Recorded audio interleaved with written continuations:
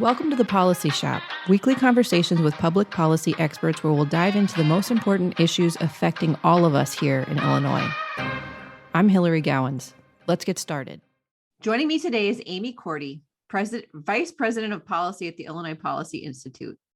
Illinois' school choice program, Invest in Kids, was almost slashed last budget season, which would have affected thousands of low-income kids and families across the state.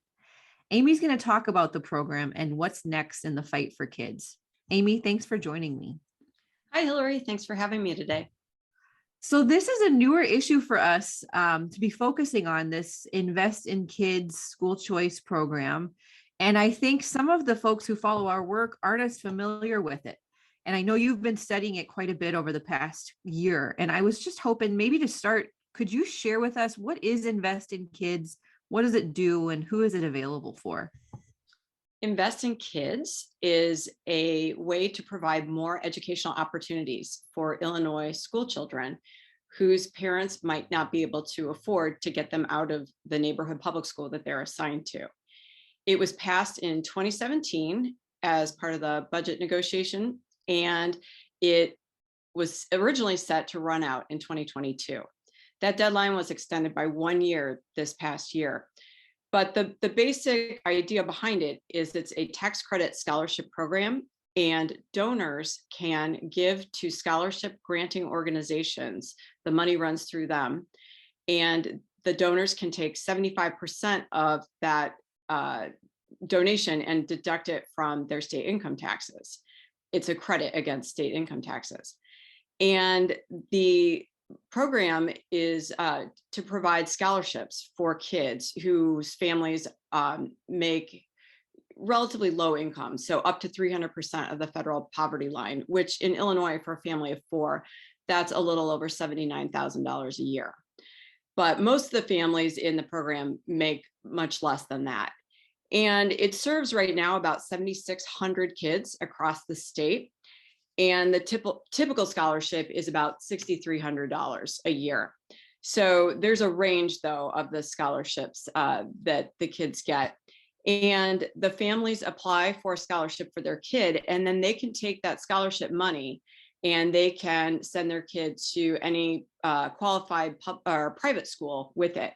So if a school isn't meeting the kid's needs, this child's family can apply for a scholarship. And if that family is fortunate enough to get a scholarship, that child can then go to a participating qualified private school, such as a parochial school or a secular school, or a number of participating schools.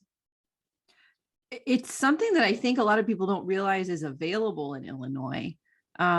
And it's a very popular program. I know right now it's serving thousands of families already. And I think when we were looking at this a couple of weeks ago, as of May, there were nearly 30,000 people on the wait list. So there's high demand for this, right? There is. The number of kids who are on the wait list, the number of families who want these scholarships far outstrips the supply right now. There's a big demand for these scholarships.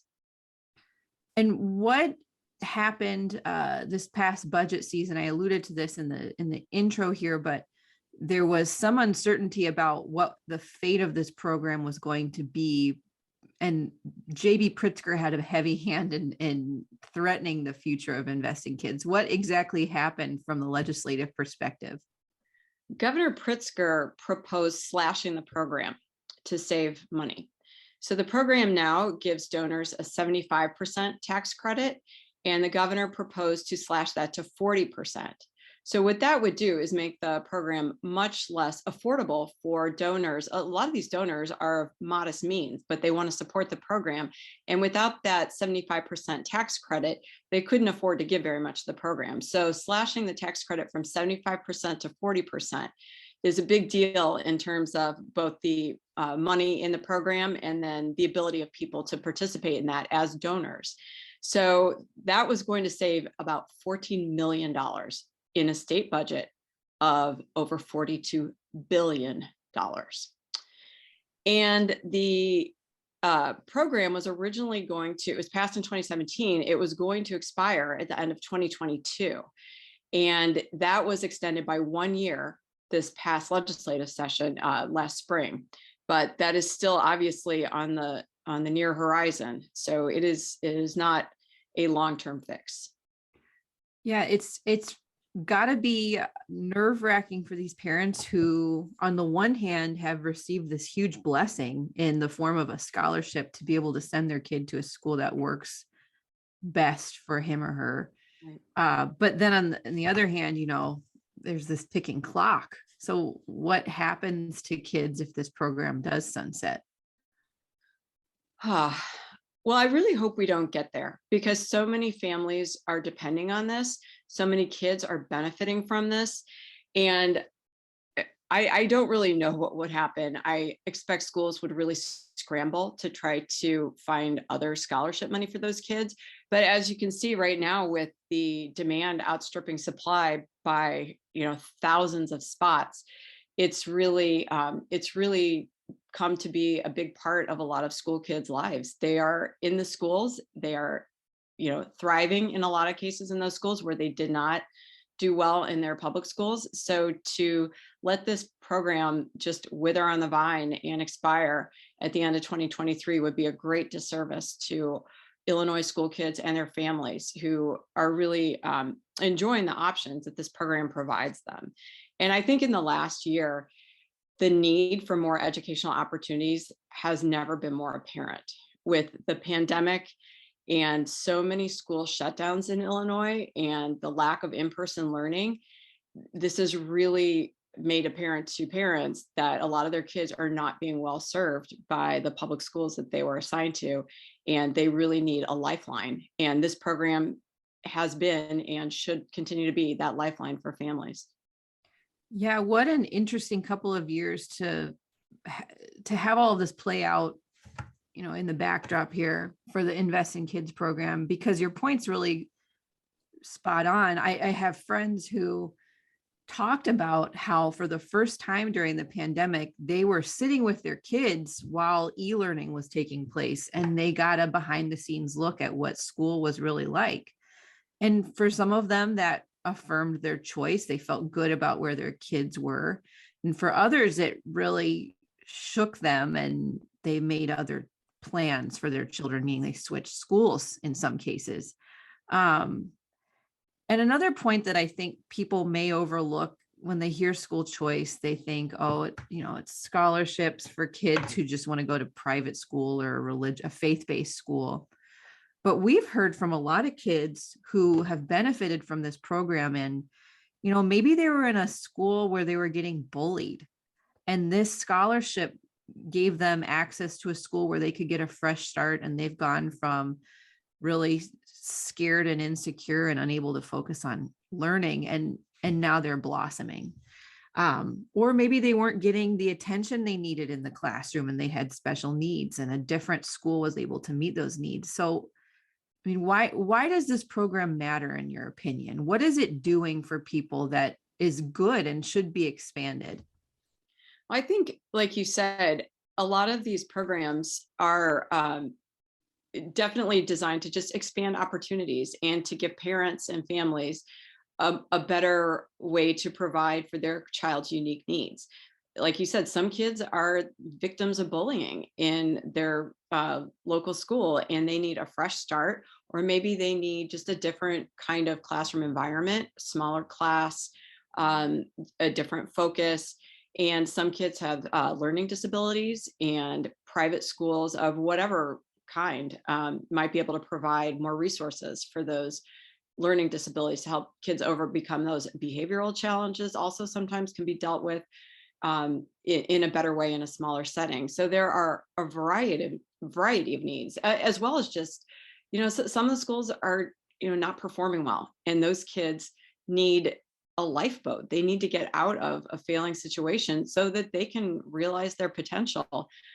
What a shame to leave some kids not liking school or not interested in it because it's not challenging them and it's not meeting their academic abilities and their ability to thrive in a different setting.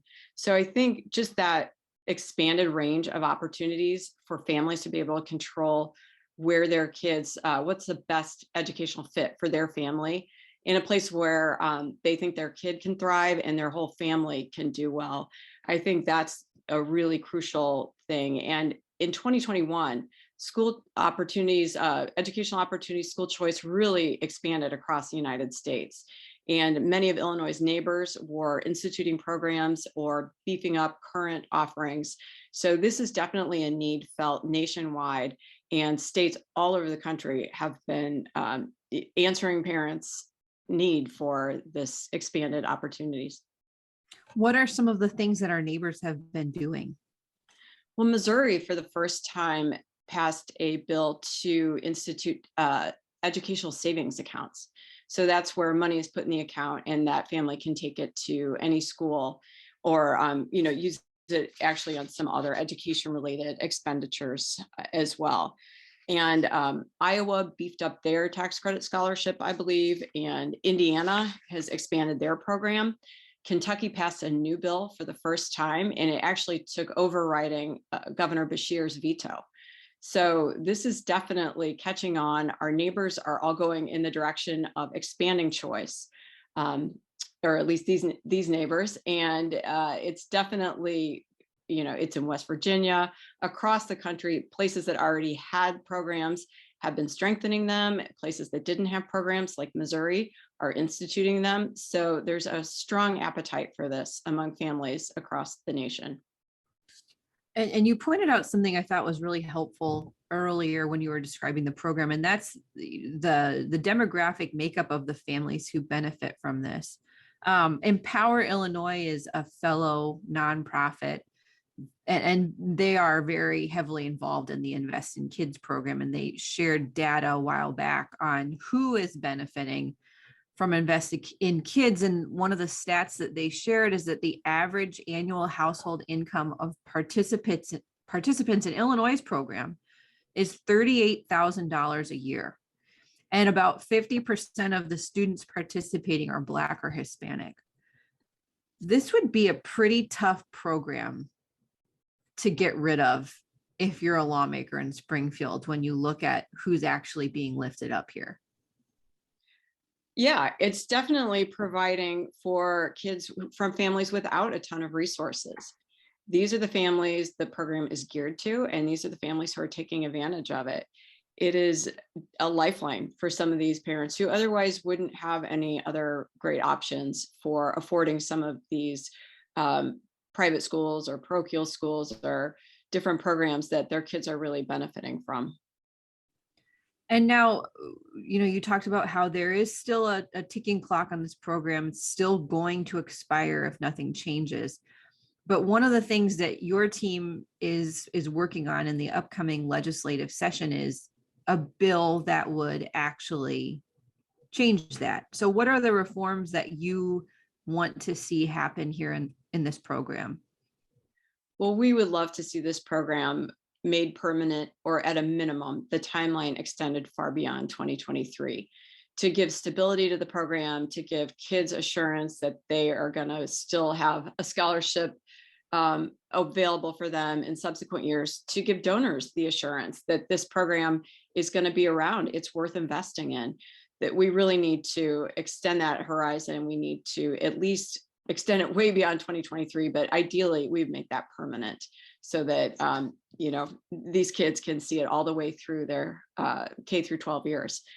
And then we'd also really like to make sure that kids who are currently in the program have a super priority, so that they are not wondering from year to year, am I going to be able to go to third grade on this? And what about fourth grade?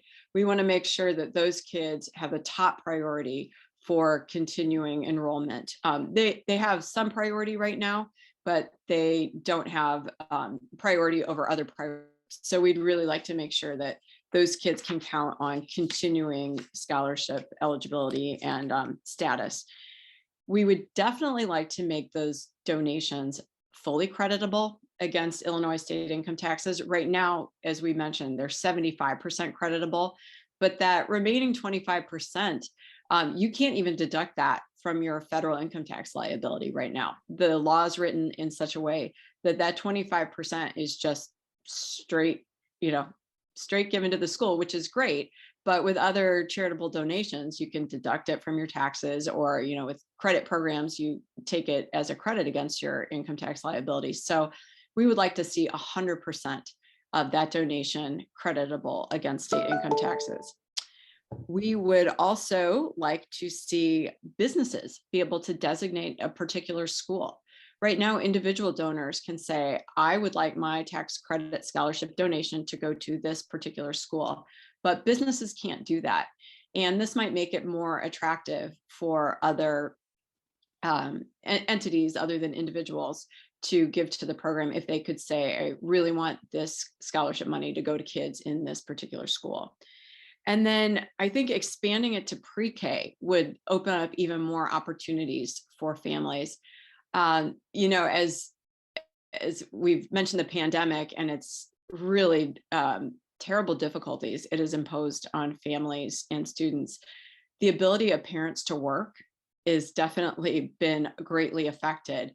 And pre-K is not daycare, but expanding the program to younger kids, in the pre-K years, like 4-year-olds even, would potentially make it easier for working parents to manage.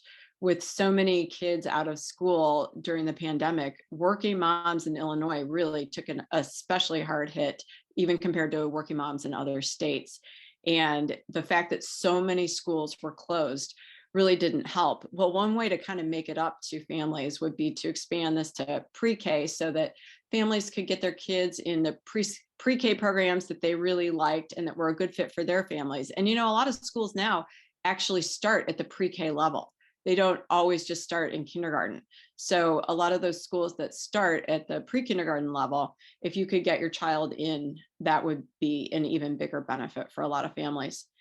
And then I think that, I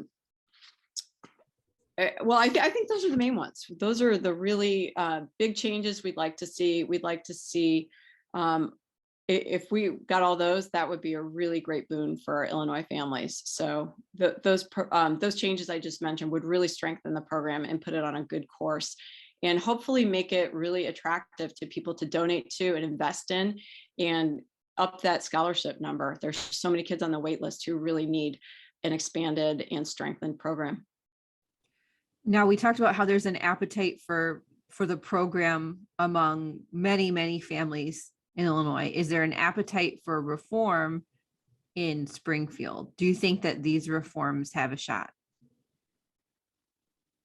I think there is. There are definitely, there's a big bipartisan group of lawmakers who already signed their names to bills that didn't end up passing in veto session this fall, but their names were on them to make some of these reforms. And I think that a lot of these lawmakers are hearing from their constituents in their districts who are benefiting from the tax credit scholarships, that these are really important programs for them, and that it's not a partisan issue. It very much crosses the aisle. There are really strong Democratic supporters of this program, as well as Republican supporters. So this is definitely something that people on both sides of that aisle can support.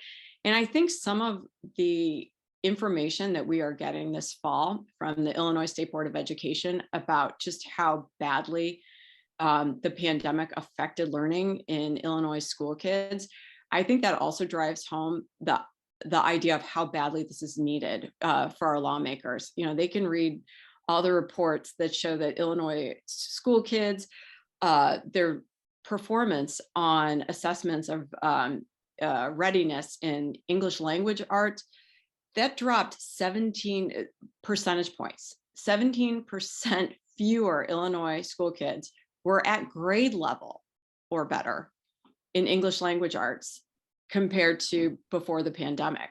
So they lost a ton of learning during the pandemic. Math was even worse. That declined by 18% in the number of kids who were at grade level, after the pandemic school closures. So that really, I think, when you see the chronic absenteeism that happened among, I think it was about 20% of Illinois public school students this past year, the 2020-2021 school year, missed so much class that they are considered chronically absent. And to be chronically absent, you have to miss 10% or more of your classes. And that chronic absenteeism and the loss of in-person learning are showing up in our test scores. And I think obviously parents are very concerned about that. They know how their kids' learning has been affected, and they are definitely going to make it heard, to make their voices known to those lawmakers who are deciding these potential reforms to the program. So I think that the dire need for educational opportunities has really never been more apparent. And, with respect to that learning loss, private schools were some of the only places that were open fully in person during the 2020-2021 school year. And so for families to be completely shut out of that option because there is no tuition assistance available is really unjust. It's unfair, and it hurts the families with the fewest resources. Mhm. Other parents can, somehow manage if they really need to, but those families who are really struggling, the families whose kids have already suffered the most learning losses, they're the ones who need this educational opportunity that the Invest in Kids Act provides. So I think that's really apparent now. I think lawmakers, a lot of them, like I said, are already sympathetic. They are already supporting the program. But I think the need for it has only become clearer since then. It was heartbreaking to see the difference between the kids who were in school versus the kids who were at home all year, even in my own neighborhood. So my kids were in school all year. Well, I guess we're in year 2, but they were in school from June 2020 on. And a lot of the kids in our neighborhood who were the same age.